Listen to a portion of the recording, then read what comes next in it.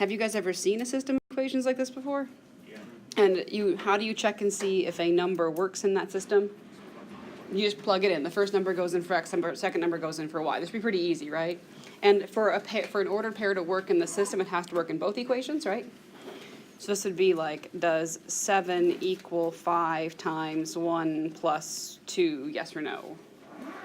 Yes, that works in the first one. Does 15 minus 3 times 7 equal negative 6? Yeah. It does. That's 15 minus 21. Okay, so since that point works in both sets, it is a solution, right?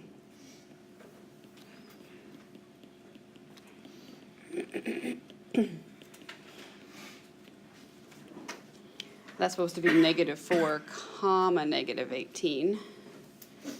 So does negative 18 equal 5 times negative 4 plus 2? Negative 18 equals minus 20 plus 2. Is that true? Yep. Okay, so it works in that one. Second one, 15 times negative 4 minus 3 times minus 18. So what's that? 40 minus 60. You guys buy that? Plus 30 plus 24. What's that? 54. Does that check out? They shouldn't both work. Maybe this one's a funny one that has lots of answers. Okay. Yep, negative 6 equals negative 6. So yes, this one is a solution. So often, we don't classify often, but these systems of equations will either have one answer, no answer, or an infinite number of answers. And since this one actually has 2, that means there's an infinite number of answers. We'll talk about that when we talk about how to solve them graphically. So one of the first things you do when you learn to solve equations is you notice that this thing's a line, right? Y equals mx plus b. So one way to look for a solution is to look at a graph and see if those lines cross. And if they cross, that ordered pair is the solution. If they don't cross, the ordered pair is not a solution. It's a good method to determine if there is a solution in the first place or not. It's kind of crappy if your solutions are like decimals, because your graphs have to be accurate, and even if they are, you probably can't find them exactly. So let's solve one of them by graphing. So how do you graph negative 2x minus 1? Where do you start? On the y-axis. And then you go down and forwards 1. Why don't you go backwards 1? And because then you would be doing backwards and backwards, which should make a positive, right? Okay, so there's the first line.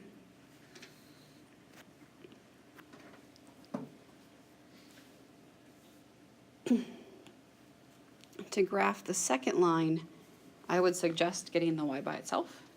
So add 4x, negative 2y equals positive 4x plus 6. Then what next? Divide by 2. So negative 2x minus, how much? Minus 3.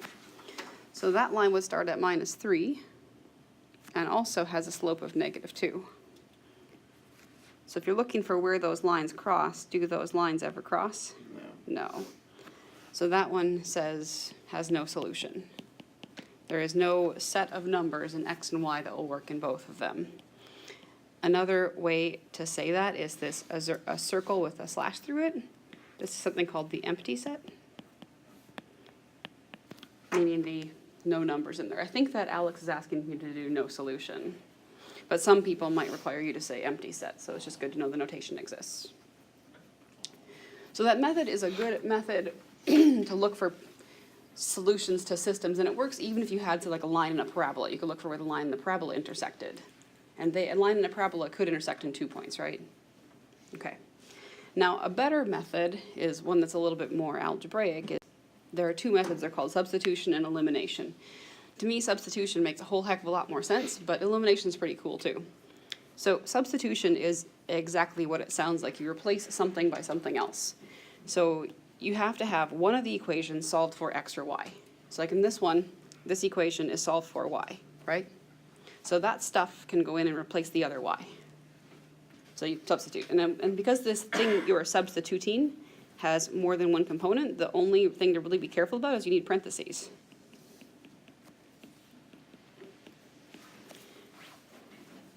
And then you're back in your algebra 1 happy place where you're just solving an equation, right? It's really easy. Just distribute the 4.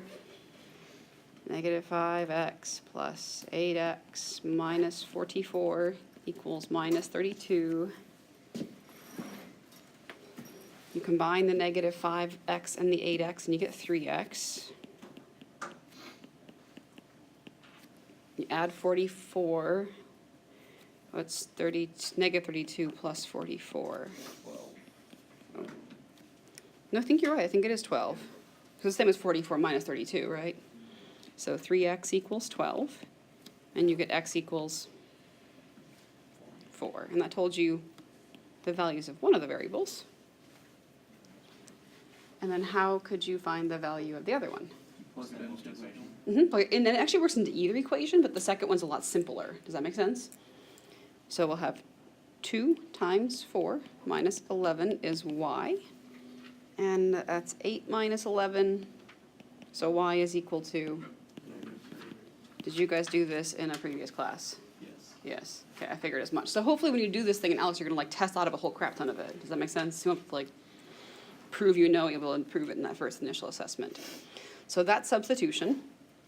Elimination is also sometimes called the addition method.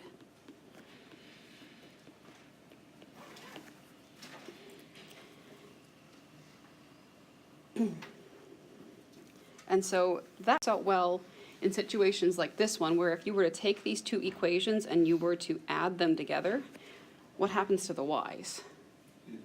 They cancel out completely and go away. And so this is a good trick when stuff like this happens. Substitution would also work. You could like solve one equation for y and still plug it in, but elimination is faster in this case. And so when you add 2x and negative 5x, you get equals negative 9. And you can see why both elimination and addition method are good names, because when the equations add together, something eliminates or goes away, right? That's one reason that's called elimination. Addition is because you add the equations. So x is equal to positive 3. Oh, yeah. And then does it matter which equation do you think is easier to plug x into, the first or second one? First. Because it has lots of negative signs, right? You're less liable to make mistakes with the simpler equations. Pick the easier one. 2 times 3 plus y is equal to 10. So I think you get y is equal to 4.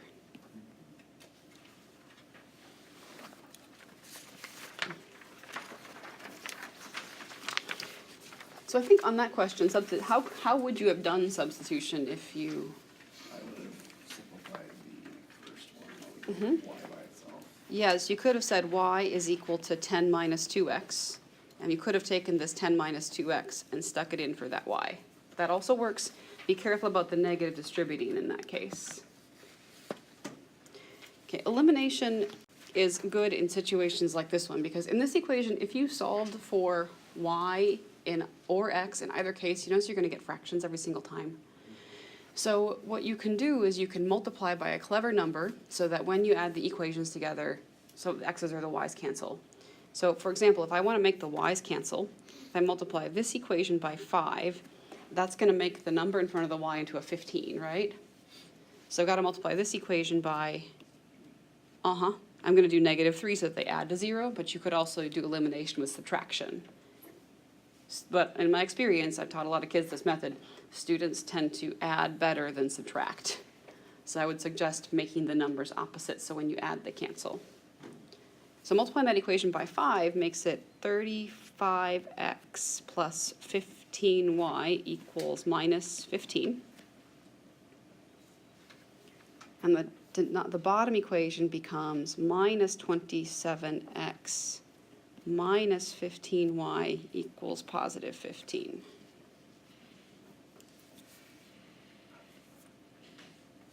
Did I do all my math right so far? Do you agree? Okay. Now add them together. 35 minus 27. 8x.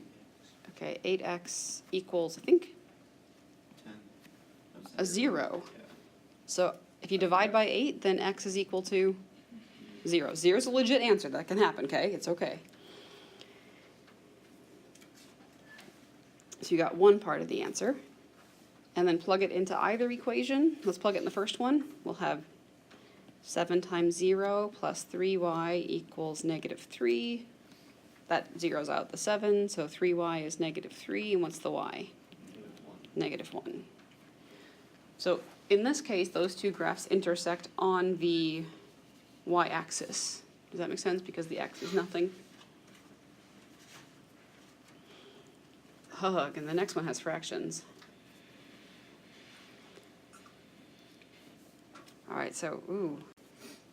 So personally, if I see fractions, I would like to multiply by something to make them disappear. Does that make sense? So what could you multiply this first equation by, just at least to make the fractions disappear? 15, because that will cancel out both the 3 and the 5. And that makes it into, so 15 over 3 would be 5x, right? Ooh, 15 over 5 would be 3 times 4, I think would make minus 12y. Do you guys buy that much?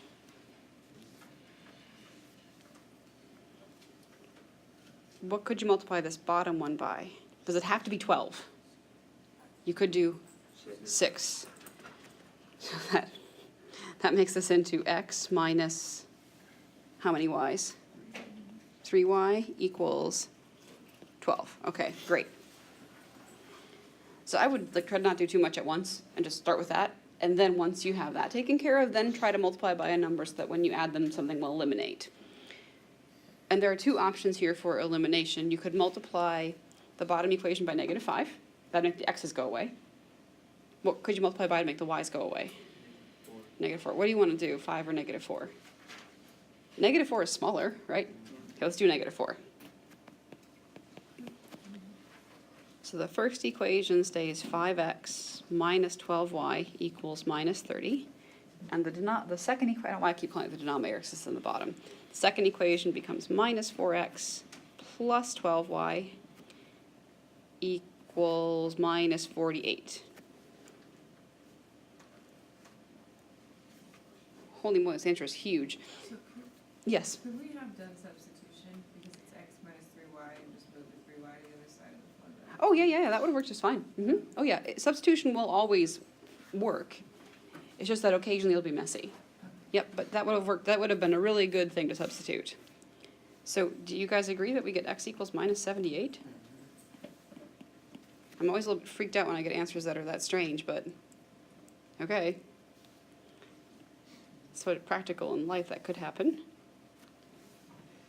And when you plug stuff in, do you have to go back to the very, very original equations?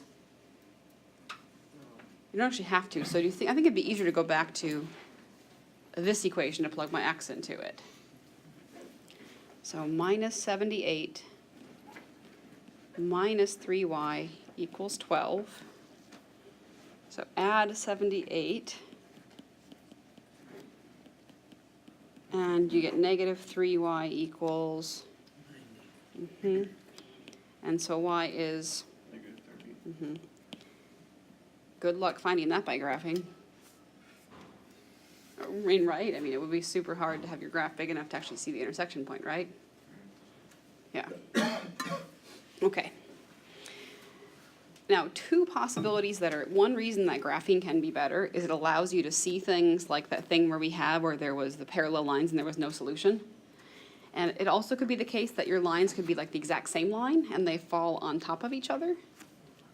Like something like x plus y equals 2 and 2x plus 2y equals 4 are effectively they are the same line, right?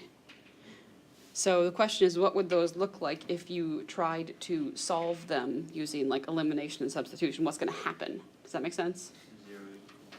Yeah, you're going to get some sort of funkiness. These next two examples will have an example of each of them. So for this one, You could do substitution or elimination. How about we just do substitution to practice the different one, okay? So it's pretty easy in this equation to get the x by itself, right? So x equals 6 minus 2y. And then sub that 6 minus 2y in for this x. So negative 2, 6 minus 2y minus 4y equals minus 12. Is that okay? Could you do it the other way also? What do you mean? Like the- Oh, you could also have done elimination, yes. By which you would have multiplied the first equation by, say, 2. Yeah. Yep. Mhm. So this makes minus 12 plus 4y minus 4y equals minus 12. What happens to the y's? They cancel, and you get negative 12 equals negative 12. Is that a true or false statement? That's a true statement. So this means all numbers on x plus 2y equals 6 work. Some books call that gosh, I can't spell, it's too early. Infinitely many. What this really means is these are the same line.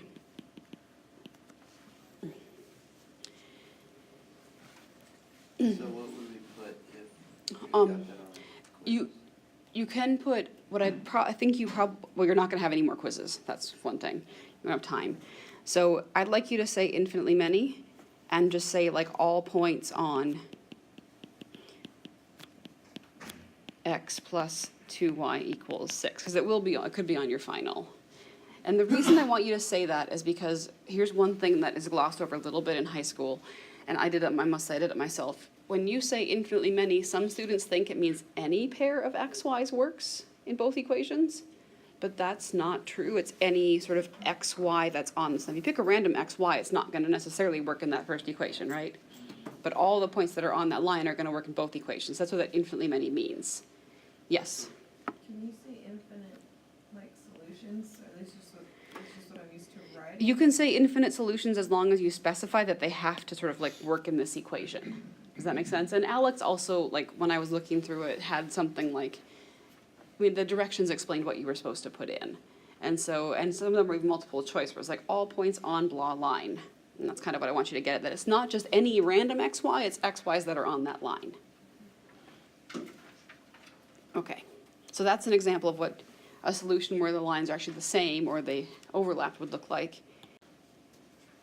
Okay, so this one, we could do elimination. Let's multiply the bottom equation by negative 1.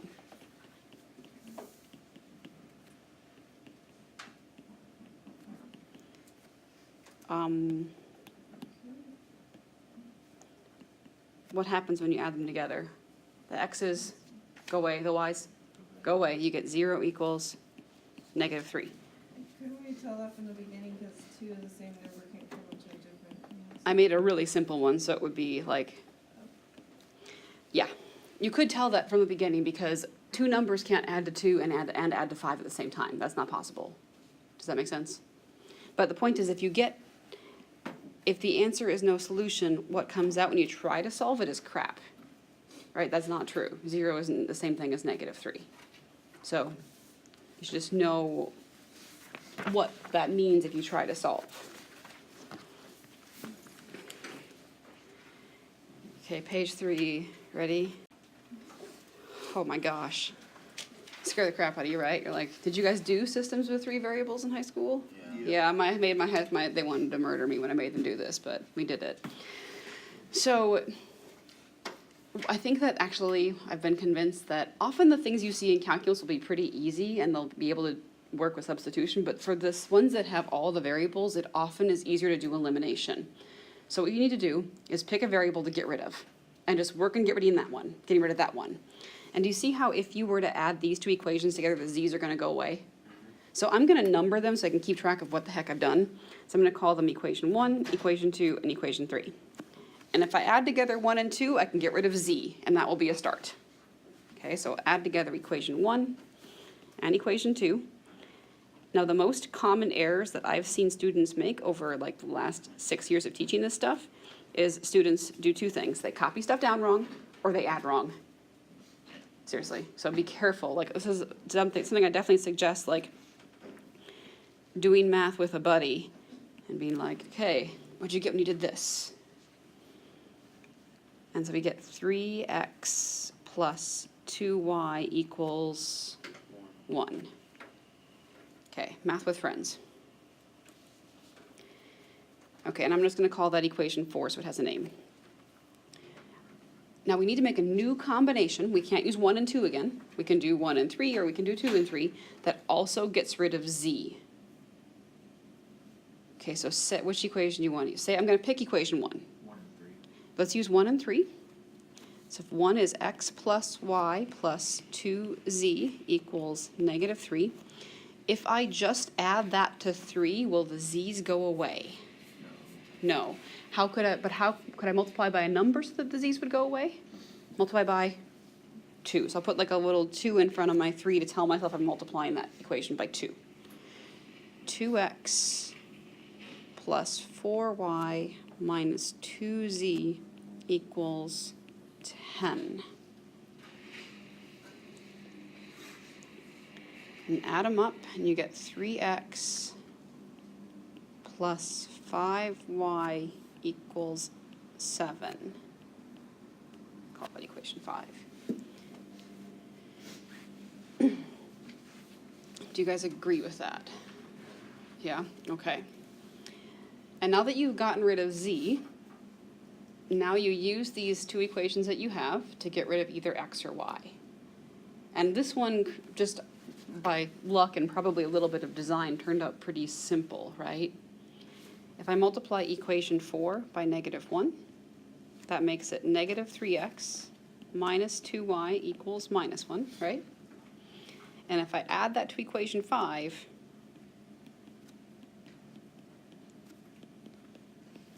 the x's will cancel. We get 3y equals 6. And so you found y equal to 2. And the hardest part really is getting the first variable. Once you've got the first variable,